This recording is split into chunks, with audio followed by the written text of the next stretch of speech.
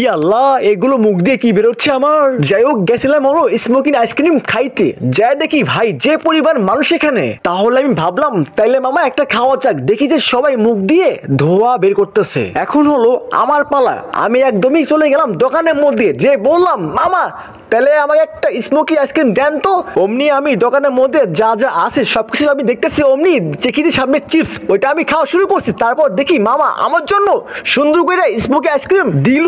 কি পরিমাণ ধোয়া আল্লাহ, কিন্তু মিস্টেক হয়েছে, এটা আমাকে দেয়নি, উনি একটা মেয়েকে দিয়ে দিল।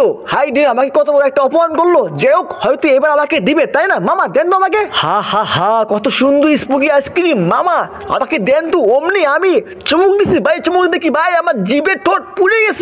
এখন হবে ফাইনাল খেলা ভাই। এখন আমি মুখ দিয়ে পুরোপুরি ভাটার মতো ধোঁয়া বের করবো। দেখুন ভাই, আল্লাহ এত ভাটা ধোঁয়া, যদি আব্বা আমাকে দেখে যে আমি বিড়ি খাচ্ছি তাই আমার খবর আছে ভাই। দেখছেন কত সুন্দর করে